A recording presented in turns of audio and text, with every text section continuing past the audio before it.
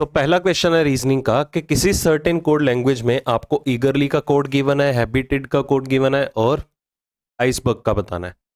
तो क्वेश्चन बहुत इजी था, फर्स्ट गो में अटेम्प्ट करने वाला था, क्योंकि जैसे ही हम पहले ही वर्ड का कोड उठाते हैं, जैसे कि ईगरली वर्ड का कोड उठाते हैं, तो हमारे क्वेश्चन को अटेम्प्ट करने की प्रायोरिटी क्या रहती है कि हम सबसे पहले जो भी कोड दिया गया है किसी भी वर्ड का, उसमें बैठे हुए लेटर्स को टारगेट करते हैं कि वो सेम है या डिफरेंट है। यही चीज करते हैं ना। अब सारे लेटर सिमिलर है तो पोजीशन वाली उसकी नीड नहीं है। तो यहां पर देखिए, ई जी के साथ, जी ई के साथ पोजीशन एक्सचेंज कर रहा है, ए एज इट इज, ये ई एज इट इज आ गया, आर वाई के साथ पोजीशन एक्सचेंज कर रहा है और एल एज इट इज। तो ये बहुत ही इजी लेवल का क्वेश्चन था। मे बी कुछ एक ने इसे काफी ज्यादा टाइम कंज्यूमिंग बना दिया होगा प्लेस वैल्यूज मेंशन करके। तो पहले ध्यान से तसल्ली कर लिया करो कि लेटर्स आपको सिमिलर अवेलेबल हैं या डिफरेंट है। डिफरेंट अवेलेबल हो, अलग अक्षर दिए गए हो, तो ही पोजीशन वैल्यूज के ऊपर जाने की नीड है, अदरवाइज नहीं। दूसरा ये बता देता हूं मैं, आई इज टू मायोपिया, ये तो सभी को पता होगा, ठीक है। तो teeth is to what, pyorrhoea. तो निकट दृष्टि दोष, मायोपिया, आंख की वजह से होता है, ठीक है। तो टीथ के लिए क्या रहेगा, पायरिया। इसके बाद बात करें कैटरेक्ट और ट्रैंकोमा, ये दोनों भी आईज से ही रिलेटेड है। एक्जिमा जो है ये स्किन से रिलेटेड है, ये स्किन से रिलेटेड है डिसीज, ओके। नेक्स्ट, ईयरिंग का कोड गिवन है, फियर का कोड गिवन है। अब देखें यहां पर हमें किसका कोड डिटरमिन करना है, एफ का कोड डिटरमिन करना है। तो कहीं ना कहीं ग्रुप ऑफ वर्ड्स की कैटेगरी आ गई। अब ईयरिंग और फियर वर्ड में अगर हम क्रॉस चेक करें तो यहां पर अगर मैं तीन लेटर्स को टारगेट करूं, ये देखो फियरिंग और ईयरिंग में ई ए आर, तीन लेटर्स कॉमन निकल के आ रहे हैं। बचा कौन यहां पर, एफ। अब यहां पर एफ जो है वो ईयरिंग वर्ड का पार्ट नहीं है, मतलब कि इसके कोड में, फियर के कोड में तीन डिजिट ऐसे होंगे जो ईयरिंग के कोड में भी रिपीट हुए होंगे, क्योंकि यहां पर तीन लेटर्स कॉमन निकल के आ रहे हैं। तो यहां पर डिजिट्स चेक कर लो कौन कौन से हैं, 6 4 9 7। अब यहां पर देखिए 6 भी है, तो 6 एफ का कोड नहीं हो सकता, क्योंकि एफ अगर सिंगल अवेलेबल है यहां पर, उस वर्ड में कॉमन नहीं है, तो उसका कोड भी कॉमन नहीं होगा वहां पर, ओके। तो इसी तरह 4 अगर यहां बात करें तो यहां 4 भी एग्जिस्ट कर रहा है। 7 की अगर मैं बात करूं तो यहां 7 भी एग्जिस्ट कर रहा है, तो यहां पर एफ का कोड क्या रहेगा, 9। तो ये ग्रुप ऑफ वर्ड्स जिसको आप चाइनीज कोडिंग बोलते हैं सो कॉल्ड, उस कैटेगरी का क्वेश्चन था। नेक्स्ट हो गया होगा, एम्बेडेड फिगर है, बहुत इजी होता है। इसमें हेल्प कर देता हूं मैं, काफी बच्चों को अभी तक भी दिक्कत आ रही है, पता नहीं है वो सेशंस नहीं देखते हैं प्रॉपरली। सीरीज की स्टार्टिंग और एंडिंग देखनी होती है हमें, यहां पर काउंट कभी भी नहीं करना होता। स्टार्ट हो रहा है पी से, एंड हो रहा है एन पे। ये देखो एन यहां पर अवेलेबल है, तो यहां पर एक ग्रुप मेंटेन कर दो। यहां पर एन अवेलेबल है, ग्रुप मेंटेन कर दो, ठीक है। इस तरह से अब कितने लेटर्स का ग्रुप बना, 5, 1 2 3 4 5। अब यहां से आपको हिंट नहीं मिल रहा होगा शायद, क्योंकि पी 2 बार आ रहा है ना, देखिए हर ग्रुप में। तो 1 2 3 4 5 यहां पर एक ग्रुप क्रिएट कर दो, ठीक है। अगर कंफ्यूजन होती है, आप ग्रुप मेंटेन कर बैठे हो, तो उसका रेफरेंस लेते हुए नेक्स्ट ग्रुप्स भी मेंटेन कर दीजिए। हर ग्रुप का जो पहला अक्षर है वो देखो पी अवेलेबल है, हर ग्रुप का जो आखिरी लेटर है वो एन अवेलेबल है, मतलब यहां पर एन आएगा। तो लास्ट से थर्ड प्लेस पे एन चाहिए, ये देखो लास्ट से थर्ड प्लेस पे एन चाहिए फिलअप के सीक्वेंस में, तो आपका डी ऑप्शन एलिमिनेट। पहले लेटर को भी चेक कर लेते हैं, मतलब इस पोजीशन को चेक कर लेते हैं, ठीक है। दूसरे ग्रुप का दूसरा लेटर पी है, यहां पर भी पी है, तो यहां पर भी पी होना चाहिए और यहां पर भी पी होना चाहिए, मतलब कि जो आंसर की स्टार्टिंग है वो पी से होगी, पहला फिलअप। आपका ये ऑप्शन एलिमिनेट हो गया। आखिर से दूसरा लेटर भी क्या है, पी ही अवेलेबल है, दूसरा लेटर पी अवेलेबल है, इधर क्यू आ रहा है, तो ये भी एलिमिनेट, आंसर आ गया बी ऑप्शन। पूरे का पूरा आपको सीक्वेंस क्रिएट करने की नीड कभी भी नहीं होती। अगला, 6 का संबंध 34 से है, 12 का 70 से है, तो बताइए 100 किससे रिलेटेड होगा। Which of the following is related to 100, reverse में निकालना है। देखिए अगर 6 का संबंध 34 से है, तो मैं ये कह सकता हूं 6 का वर्ग माइनस 2 है। ये क्या है, 34 जो है वो क्या है, 6 का वर्ग माइनस 2। आगे 12 का संबंध अगर 70 से देख रहे हैं, ये जैसे आपने ये किया होगा, अगर 12 का संबंध 70 से देख रहे हैं तो 12 का वर्ग करें 144 में 2 कम करो 142 आना चाहिए, जो कि नहीं है। बट अगर मैं 34 की बात करूं तो मैं इसे ये भी लिख सकता था 6 गुना 6 माइनस 2, ऐसा भी तो कर सकते थे। तो यहां पर भी 12 को 6 से गुना कर दो 72 आ गया, 72 में माइनस 2 कम कर दो तो कितना आ गया 70 आ गया। सिमिलरली 100 कैसे बना होगा, अब 100 102 में 2 कम करके आया होगा, बस ये देखिए 102 किसका मल्टीपल था, 17 का मल्टीपल था। ठीक है, 17 गुना 6 करेंगे तो 17 छिके 102, मतलब कि जिस संख्या का संबंध दूसरी से आपको दिया गया है वहां पर उस संख्या का 6 गुना करके उसमें से 2 माइनस करने थे। नेक्स्ट, ये तो सिंपल था। पहले क्रिमिनल जो है वो क्राइम करेगा, फिर उसको पुलिस पकड़ के लेके जाएगी, फिर उसको जज के सामने पेश करेंगे, फिर जज जो है वो जजमेंट देगा, जजमेंट के बाद उसको पनिशमेंट मिलेगी। नेक्स्ट, ये सारे फर्स्ट अटेम्प्ट में होने वाले हैं, फर्स्ट राउंड के अंदर ही। गैस का कोड गिवन है, एक्ट का गिवन है, रन का बताना है, तो ऐसे क्वेश्चंस को सेकंड राउंड में आप अप्रोच कर सकते हो। अगर आपका इन टॉपिक्स के ऊपर होल्ड नहीं बना, जहां पर आपको वर्ड का कोड एक नंबर की फॉर्म में दिया गया हो, तो ऐसे क्वेश्चंस को आप सेकंड राउंड के लिए होल्ड पे रख के चलो, रिस्क मत लो, स्टंट नहीं मारने आपको। तो यहां पर गैस का या एक्ट का कोई भी उठा सकते हो, एक्ट का कोड देख लेते हैं। अब देखो पोजीशन वैल्यू से ही पता चल रहा है आपको कोड चाहिए 57, तो सबसे पहला टास्क आपका क्या होगा, हर लेटर की एग्जैक्ट पोजीशन वैल्यू को कंसीडर करेंगे। तो क्लियरली पता चल रहा है 24 बन रहा है, लेफ्ट से पोजीशन वैल्यू को ऐड ऑन करके नहीं आ रहा तो राइट से एक बार कंसीडर करो। तो ए हो गया 26, सी कितना हो गया आपका 24 और टी कितना हो गया 7। ये देखो यूनिट प्लेस 7 बन रहा है, 26 24 कितना हो गया 50 और 7 57, मतलब सभी लेटर्स की पोजीशन वैल्यू को दाईं ओर से लेके ऐड कर दिया गया, सिंपल था ये। तो ये हो जाएगा 9 9 और 6 15 15 और 13 28 आपका आंसर। ठीक है, तो ये टिप्स पे होनी चाहिए, हर लेटर की पोजीशन वैल्यूज लेफ्ट और राइट से टिप्स पे होनी चाहिए आपकी, तभी आप कम टाइम में सॉल्व कर पाओगे। मिरर इमेज सिंपल था, हो गया होगा। चलो ब्लड रिलेशन कर लेते हैं ये भी, क्योंकि ऑप्शंस देखिए किस तरह से अवेलेबल है स्प्लिटिंग में। कहता अमन is the brother of Boman and चमन। अमन जो है वो ब्रदर है किसका, बमन और चमन का। अभी हमें बमन और चमन का जेंडर नहीं क्लियर। अब कई सोचते हैं कि नाम से ही मेंशन करवा देते हैं, होल्ड करो, अपने एंड से कभी भी नाम से कंसीडर मत करो, एक बार पूरा फ्रेम बना लिया करो, उसके बाद डिसीजन के ऊपर आया करो। ठीक है, बमन इज एमिलीज मदर। अब देखो बमन हमें क्या लगता है लड़के का नाम होगा, बट बमन को किसका नाम दे दिया, एमिली की मदर का। अगर बमन एमिली की मदर है तो बमन एक फीमेल पर्सन है। फरहान इज अमन's फादर। फरहान जो है वो अमन का फादर है। वैसे आपको पूरा नाम लिखने की जरूरत नहीं है, ABCD ऐसे लिख सकते थे। अगर फरहान अमन का फादर है तो वो सभी का ही फादर हुआ।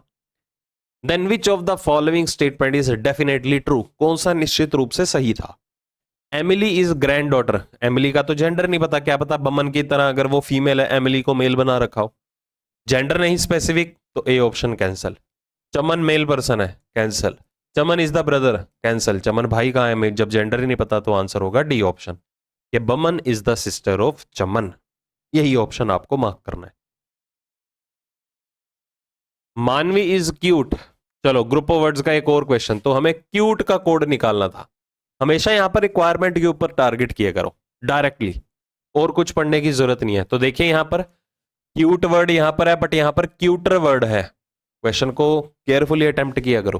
ठीक है, बट यहां पर देखा जाए मानवी और इज, मानवी और इज दोनों कॉमन है, तो देख लो कोड कौन सा कॉमन नहीं आ रहा। जैसे अगर हम यहां पर बात करें एम के नहीं आ रहा, एम के एच वी आ रहा है, ये देखो एच वी आ रहा है, RC भी आ रहा है, एम के नहीं आ रहा, तो यहां पर क्यूट का कोड क्या होगा, एम के, बी ऑप्शन। सिंपल था ये। बेसबॉल का कोड गिवन है, एक्टिविटी का कोड गिवन है, गुडविल का बताना है। चलो बेसबॉल की बात करते हैं। क्या कोड दिया गया है यहां पर, CCVIX, CCVIX, उसके बाद XJK। चलो यहां पर लेटर्स डिफरेंट मिले, अब पोजीशन वैल्यू लिखो। फालतू में नहीं लिखनी, पहले चेक कर लिया करो लेटर्स सेम है या डिफरेंट है। और कुछ एक क्वेश्चन तो ऐसे होते हैं जहां पर प्लेस वैल्यूज की नीड ही नहीं पड़ती, आप ओरली क्वेश्चन को सॉल्व कर सकते हो अगर आपका पोजीशन वैल्यूज के ऊपर होल्ड बना हुआ है, लेटर्स को जज कर सकते हो इजीली। ये क्या हो गया +1, ये +2, ये +3, ये +4 हो गया, +5 होना चाहिए बट नहीं, कम हो रहा है। अब देखो 2 से 24, आप बी की प्लेस वैल्यू 28 भी ले लो, कोई फर्क नहीं पड़ता। तो ये -4 हो गया, फिर ये -3 होना चाहिए, पैटर्न तो तभी बनेगा। ये -2 है और ये -1 है, तो इस पैटर्न के बिहाफ पे आप क्वेश्चन सॉल्व कर सकते थे। ठीक है, 1 2 3 4 का इंक्रीमेंट, 4 3 2 1 का डिक्रीमेंट हो रहा है। ओके, सिंपल था ये भी क्वेश्चन, फर्स्ट राउंड में अटेम्प्ट करने वाला। नेक्स्ट, कौन सी दो संख्याओं को इंटरचेंज किया जाना चाहिए? हाँ, इस क्वेश्चन को ध्यान से देख लेना भाई कि कैसे सॉल्व किया जाता है। सबसे पहले सीक्वेंस में हम डिवाइडेड बाय के साइन को अप्रोच में लाते हैं। अब 144 के बाद 24 बैठा हुआ है, तो 144 24 का मल्टीपल है। ओके, तो ऑप्शन ही उठाओ। क्या मैं 6 और 18 को एक्सचेंज कर सकता था? देखिए, अगर 6 की जगह 18 रख देते हैं, डिवाइडेड बाय के साइन के बाद हम किसको अप्रोच करते हैं? मल्टीप्लीकेशन के साइन को। अगर सपोज इधर 18 आ जाता, ये कितना आ जाता आपके पास? 24 का कितना गुना है? ये 6 गुना है, तो 18 का 6 गुना कितना हो जाता है? 108। अब 108 में, क्योंकि इधर 18 आएगा ना, ध्यान से देखिए, इधर 6 है, 108 में 12 और 6 प्लस माइनस कर लो, 78 नहीं बना पाएंगे वो, ए ऑप्शन एलिमिनेट। 24 और 12 इंटरचेंज हो सकते हैं? ये हो सकते हैं, देखो, क्योंकि 144 जो है वो 12 का भी मल्टीपल है, ये आंसर हो सकता है। 24 और 6 इंटरचेंज हो सकते हैं? ये नहीं हो सकता। कैसे? ध्यान से समझना। अगर 24 6 के साथ पोजीशन वैल्यू एक्सचेंज करेगा तो नो डाउट आप 144 बटा 6 कर दोगे, जिसमें आपका आंसर बन जाएगा 24। ठीक है, फिर 24 गुना 24 बन जाएगा, क्योंकि 24 6 की जगह आ जाएगा ना, 144 बटा 6 करेंगे तो 24 आ गया, 24 गुना 24 बन जाएगा, जो कि वैल्यू बहुत ज्यादा एक्सीडिंग में देगा, 500 से भी ऊपर। रेफरेंस लेके चलिए, आपकी रिक्वायरमेंट में आपको आंसर चाहिए कितना, अप्रोक्सीमेट वैल्यू का रेफरेंस लेना है। 24 और 18 एक्सचेंज किए जा सकते हैं। आप देखो 144 जो है वो 18 का भी मल्टीपल है, 18 को 8 से गुना करो और 24 यहां पर आ जाएगा, मतलब दोनों ही आंसर आपके वैलिड हो सकते हैं। तो कोई भी ऑप्शन ऑप्ट कर लो, पहले डी ऑप्शन को प्रायोरिटी दे देते हैं। ए और सी में मैं कॉन्फिडेंट हूं ये मेरा आंसर नहीं होंगे, अगर मैं डी ऑप्शन चूज कर लेता हूं, आंसर आ गया तो ठीक, नहीं आया तो मैं बी ऑप्शन को मार्क कर दूंगा। चेक कर लेते हैं एक बार कि अगर 24 और 18 एक्सचेंज करते भी हैं, ये देखिए इंटरचेंज हो गई है, तो ये रिजल्ट कितना आ गया? 8। 144 को 18 से डिवाइड करोगे तो कितना आएगा? 8। 8 छीक 48, प्लस का 12 माइनस का 24, नहीं आ रहा भाई इससे, 48 में 12 कम होंगे, ये 36 रिजल्ट दे रहा है, तो ये भी एलिमिनेट, आंसर आ गया बी ऑप्शन। छोड़ो, कर लिया होगा, बहुत सिंपल था। हाँ, इस पे आइए। मोस्ट सीपीयूज टर्म्स आपको क्लियर होनी चाहिए, मैनी, मोस्टली या मोस्ट, सेवरल, अ फ्यू, ठीक है, फ्यू और एटलीस्ट, ये सारे के सारे सम का पार्ट है, पर्टिकुलर पॉजिटिव का पार्ट है। ओके, जो हम क्वांटिफायर यूज करते हैं। तो मोस्ट सीपीयूज आर कीबोर्ड्स का मतलब क्या होगा? सम सीपीयूज आर कीबोर्ड्स। तो ये एट्रीब्यूट्स आपको पता होने चाहिए, किसको क्या रिप्रेजेंट करता है। No keyboard is a mouse, कोई भी हिस्सा कीबोर्ड का माउस नहीं है, और सभी माउसेस जो हैं वो सीपीयूज हैं। ठीक है, सभी माउसेस जो हैं वो सीपीयूज हैं। अब यहां पर सीपीयूज रिपीट हुआ, यही लग रहा होगा। अब वेन डायग्राम आप ऐसे भी बना सकते हो, अदरवाइज अगर आपको नीड पड़े तो आप वेन डायग्राम ये भी बना सकते हो। बट कोई भी पैरामीटर अगर रिपीट हो रहा है और उसे 2 बार बनाने की नीड है तो बना सकते हो, कोई दिक्कत वाली बात नहीं है। ठीक है, ये इस तरह से आ जाएगा, ये देख लीजिए, सारी कंडीशन सेटिस्फाइड है। सम सीपीयूज आर कीबोर्ड्स भी हो गया, कुछ हिस्सा सीपीयूज का कीबोर्ड्स है, और कोई भी कीबोर्ड जो है वो माउस नहीं है, और सभी माउसेस जो है वो सीपीयू बन के बैठे हैं। ठीक है, चलो किसी में भी आप चेक कर सकते हो। सम कीबोर्ड्स आर सीपीयूज, क्या कुछ हिस्सा कीबोर्ड्स का सीपीयूज है? जी बिल्कुल है, दोनों में ही चेक कर लो, पहला निष्कर्ष बिल्कुल सही है। ओके, उसके बाद आप ऑप्शन एलिमिनेट कर लो पैरेलली। हो गया, मैंने क्या कहा था, रेफरेंस लेके चलना। अब सिर्फ तीसरे को चेक कर लो आप ऑप्शन के थ्रू, चारों कंक्लूजन चेक करने की नीड नहीं है, मतलब चुकन्ना होके बैठना पड़ेगा आपको एग्जाम में, ऐसी चीजें अप्रोच में लानी है तो। दूसरे और चौथे को क्रॉस चेक करके टाइम क्यों वेस्ट करें, पहले वाला सही है ना, तो आंसर में पहला फॉलो तो होना चाहिए। यहां पर बी और डी में तो वन फॉलो वाला ऑप्शन ही नहीं आ रहा था, तो इसलिए हमारा दूसरा और चौथा ऑप्शन एलिमिनेट। हम सिर्फ तीसरे को चेक कर लेंगे अब। No mouse is a keyboard, कोई भी हिस्सा माउस का कीबोर्ड नहीं है, ये भी सही है, तो आंसर आ गया ओनली 1 एंड 3। समझ आया? तो ऐसे ही ट्रिक्स आपको अप्लाई करनी होती है एग्जाम में, तभी तो आप 12 से 13 मिनट में एलिजिबल होते हो कोई भी सेक्शन रीजनिंग का अटेम्प्ट करने के लिए। स्मार्ट अप्रोच दिखाया करो हमेशा। आगे 14 157, ये देखो यहां से मल्टीपल बना सकते थे बट आगे मल्टीपल नहीं बनेंगे, तो डिफरेंस ही लो। 256 और 19 कितने का इंक्रीमेंट आया? 56 से 300 तक जाएं तो 44 बढ़े, 44 और 19 कितना हो गया? 63, तो यहाँ 63 नंबर बढ़े। यहां से यहां चेक करें तो 57 से 56, यहाँ 99 बढ़े। अब देखो क्लियरली यहां से पता चल रहा है 99 जो है वो 10 का स्क्वायर माइनस 1 है, 63 जो है वो 8 का वर्ग माइनस 1 है।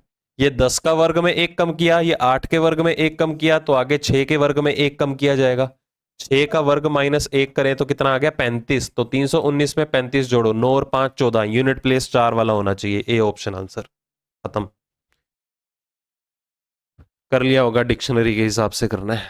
हाँ, ट्रायंगल्स काउंट कर लेते हैं, है तो वैसे बहुत ही इजी, फिर भी देख लीजिए, बट कॉन्फिडेंस काफी स्टूडेंट्स का नहीं बन पाता इस टॉपिक के अंदर।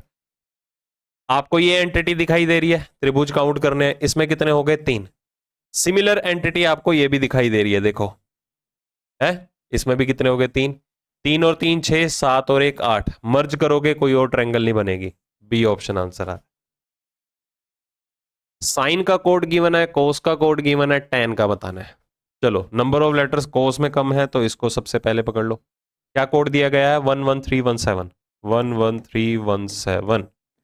चलो, सबसे पहला टास्क क्या रहेगा हमारा? हर लेटर की एग्जैक्ट पोजीशन वैल्यूज, जैसे C कितना हो गया? 3, O 15 हो गया, S 19 हो गया। कंपेयर करो, कुछ निकल के आता है यहां पर लॉजिक। ये देखो 19 में 2 कम कर दो 17, यहां से एक हिंट मिल रहा है। 15 में 2 कम कर दो 13 भी गिवन है। 3 में 2 कम कर दो 1 भी गिवन है, मतलब लेटर्स की पोजीशन वैल्यू में 2 नंबर आपको कम करके दिए गए हैं।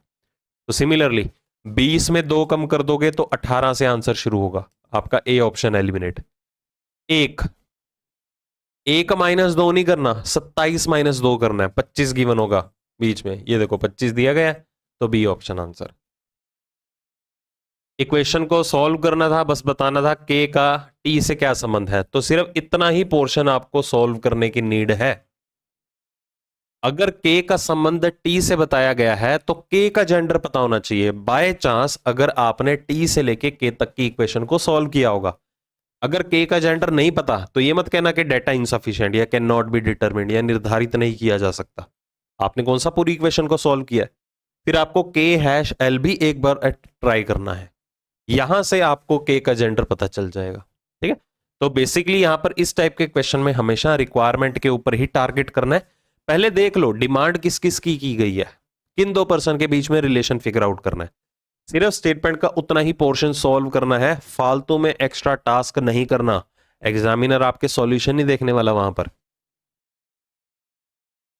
फिर से इसे सेकंड राउंड में छोड़ सकते हो। थोर का कोड गिवन है, कैरी का गिवन है और वर्ल्ड का बताना है। थोर में नंबर ऑफ लेटर्स कम है तो इसको उठाओ सबसे पहले।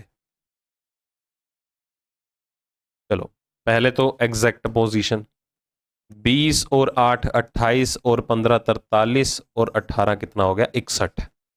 तो 61 आया इनकी पोजीशन वैल्यू का सम। 61 में 4 कम करोगे तभी तो 57 आएगा, देखिए। ठीक है, तो यहां पर नंबर ऑफ लेटर्स जितने भी अवेलेबल थे वो सब्ट्रैक्ट किए गए हैं। ओके, तो यहां पर चेक कर ले, 23 और 15 38, 38 और 18 कितने हो गए? 76, सॉरी 76 कह रहा हूं, 56। 56 और 12 कितने हो गए? 68। 68 और 4 कितने हो गए? या 67 ही कर लो।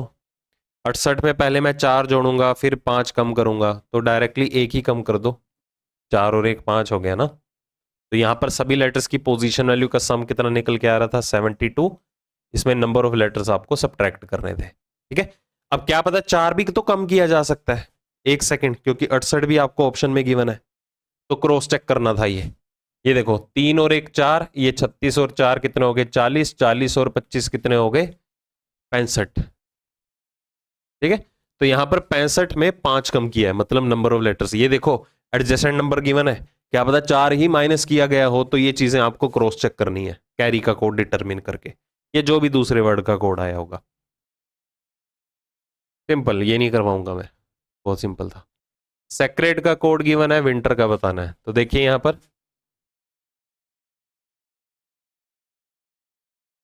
VXEPIZ ओरली करने की कोशिश कर लेते हैं। तो S से V 3 नंबर बढ़े, A से X 3 नंबर कम हो गए, C से E 2 नंबर बढ़े, R से P 2 नंबर कम हो गए, E से I 4 नंबर बढ़े, ये 4 नंबर कम हो गए। ये सीक्वेंस बन रहा था, सिंपल था ये एनोलॉजी का भी केस।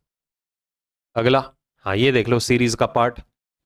5 फिगर्स अवेलेबल हैं, सॉरी 4 फिगर गिवन है, 5th फिगर आपको डिटरमिन करनी है।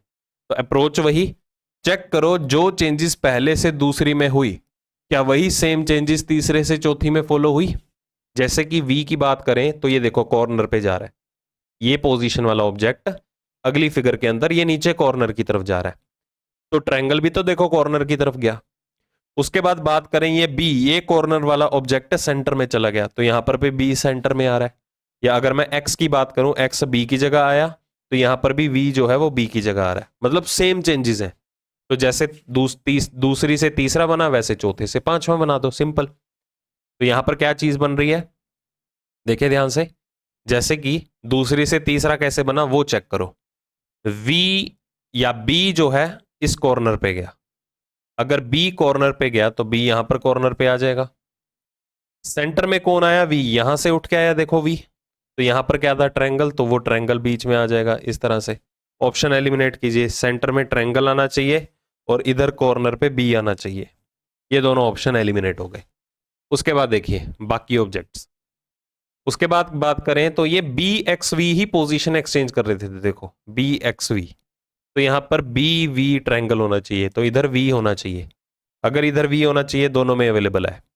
बट जब हम यहां से यहां ट्रेवल कर रहे हैं दूसरी से तीसरी में, 4 की जगह एक नया ऑब्जेक्ट आ रहा है ना, 4 की जगह ट्रायंगल आ गया, तो यहां पर X की जगह एक नया ऑब्जेक्ट आएगा, नया ऑब्जेक्ट आना चाहिए यहां पर, तो X as it is available है। आंसर आ गया डी ऑप्शन।